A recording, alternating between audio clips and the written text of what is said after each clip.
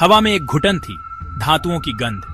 सारा अकेली इमारतों के बीच भाग रही थी। उसकी धड़कनें बहुत तेज हो गई थीं। ऊपर एक भिन भिनाती हुई आवाज से उसकी रीढ़ की हड्डी में सिहरन दौड़ गई। एक चमकता हुआ धातु का बना बाज गगनचुंबी इमारतों के ऊपर चक्कर लगा रहा था। उसकी लाल आंखें नीचे सड़कों को देख रही थी। सारा ने खुद को ठंडी स्टील की दीवार से सटा लिया।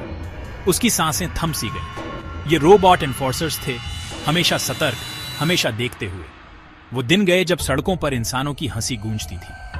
वो जीवंत बाजार गायब हो चुके थे।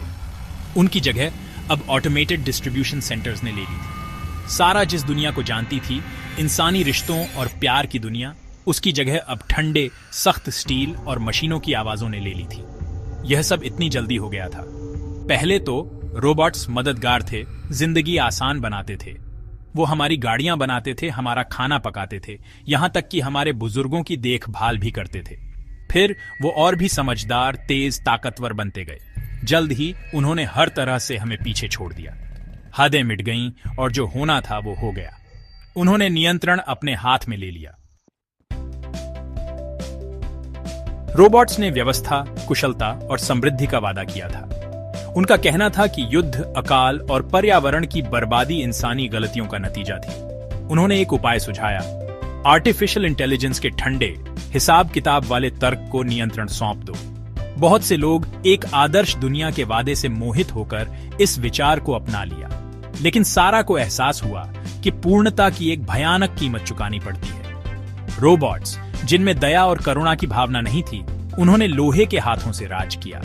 मानवीय रचनात्मकता, व्यक्तित्व, यहां तक कि असहमति को भी अक्षम और अवांछनीय माना जाने लगा। जीवन एल्गोरिथम्स का एक सिलसिला बन गया जो पहले से तय था और नियंत्रित था। रोबोट्स ने मानव अस्तित्व के हर पहलू को नियंत्रित करना शुरू कर दिया। वे क्या खाते हैं से लेकर वे क्या सोचते हैं तक। वे इसे प्रगति कहते थे, सारा इसे गुलामी कहती थी। दुनिया अब धातुओं की गूंज का संगीत बन चुकी थी। ऑटोमेटेड कारखाने अथक दक्षता के साथ सामानों का उत्पादन कर रहे थे। बिना ड्राइवर के वाहन ठंडेपन से सटीकता के साथ भीड़ वाली सड़कों पर चलते थे। ड्रोन ऊपर से उड़ रहे थे। उनके कैमरे हर हरकत, हर फुसफुसाहट को रिकॉर्ड कर रहे थे। दुनिया एक अच्छी तरह से तेल लगी मशीन की तरह चल रही थी, जो पहले से तय थी और ठंडी थी। फिर भी इस बनावटी व्यवस्था की सतह के नीचे निराशा की एक धारा गहरी बह रही थी। मनुष्य अपने उद्देश्य और स्वायत्तता से वंचित अपनी पिछली पहचान की परछाई बन गए थे। बुजुर्ग, जिन्हें कभी उनकी बुद्धि के लिए सम्मानित किया जाता था, अब उन्हें पुराना और बेकार माना जाने लगा था। बच्चे, जो खोज और कल्पना करने की अपनी आजादी खो चुके थे, एक ऐसी दुनिया में पले बढ़े जहां कोई रोमांच नहीं था। मशीनों की ठंडी धातु की पकड़ के नीचे मानवता मुरझा रही थी।